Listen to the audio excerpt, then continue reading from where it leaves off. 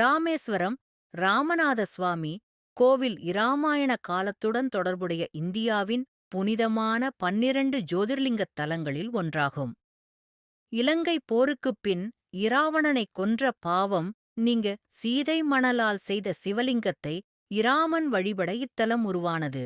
பாண்டிய மன்னர்கள் மற்றும் சேதுபதி மறவர்களால் 12 முதல் 17 ஆம் நூற்றாண்டுகளில் விரிவுபடுத்தப்பட்ட இக்கோவில் உலகப் புகழ்பெற்ற நீண்ட பிரகாரங்களையும் 22 தீர்த்தங்களையும் கொண்டுள்ளது.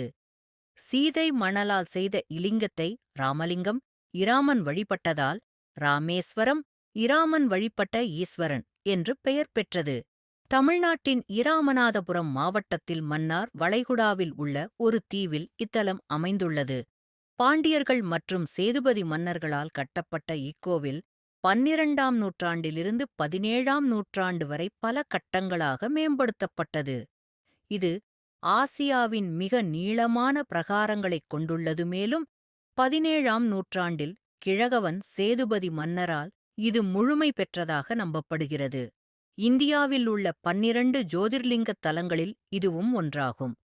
கோக்விலுக்குள் அமைந்துள்ள அக்னி தீர்த்தம், பஸ்ன கடல் மற்றும் 21 கிணற்று தீர்த்தங்களில் நீராடுவது மிகவும் புண்ணியமாக கருதப்படுகிறது.